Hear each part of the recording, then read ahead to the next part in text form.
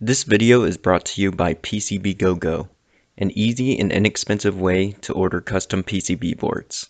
Simply export your Gerber and drill files, fill out a simple form, and upload a single zip file to the website. Use the link in the description and you'll get a $20 coupon upon registration.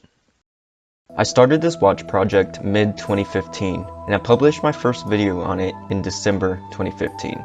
It's just basically the power switch, and you can see the power light on the board. And then here, now you can see the Neopixel lighting up. Whenever it starts with blue, that's for hours. So right down here, that's 6 lights. And then here would be 7 lights. So that means it would be 7 o'clock, be 7:05.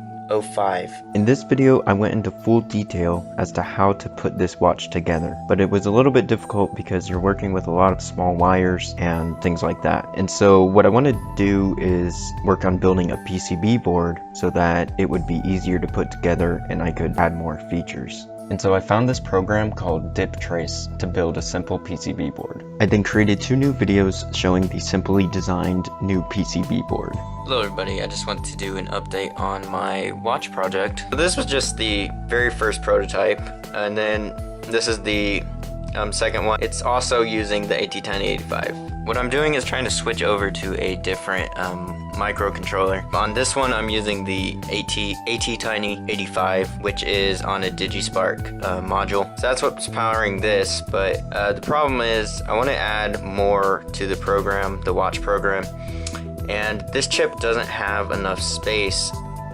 There weren't really any new features on this one, but it made it easier to put together and paved the way for more complex design.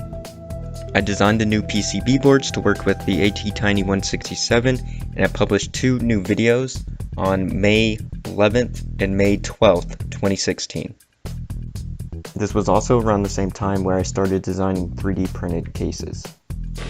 So I just wanted to show you just the general idea of how the design is going to look. I then began implementing a compass module, which uses I2 communication. First of all, I've gotten all the modes on the watch. So there's the normal clock mode, flashlight mode, blinking mode, and then the compass. This is what I've added. I made a video showing an updated case, and then I worked on a new PCB board which removes all of the modules and puts it onto a single PCB board. And so assembly was a little bit more complex.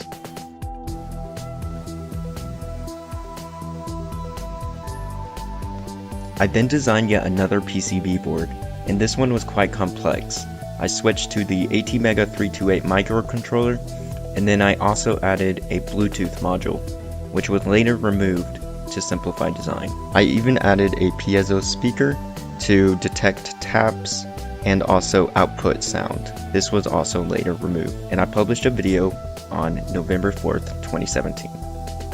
I was silent about the project for a long time until I published a vlog video on March 20th, 2019, showing the newest iteration of the watch. In this version of the watch, I switched back over to the ATtiny167, and I also mounted 24 mini Neopixels onto the main PCB board.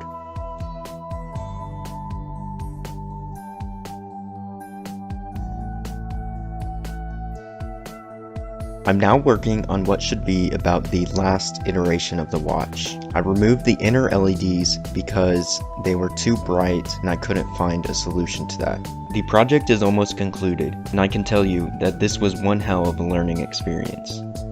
I started with a very simple design with pre-built modules, converted that all onto a single PCB board, and learned about designing PCB boards, flow soldering, learned about programming microcontrollers manually. I learned about programming a Bluetooth module. The complexity just kept on growing as I continually thought of new features and ways to improve it. If you want to learn to do something new, just go out and try it. Thank you so much for watching this video. I hope you liked it. Please like and subscribe, and check out the link in the description for PCBGoGo.com.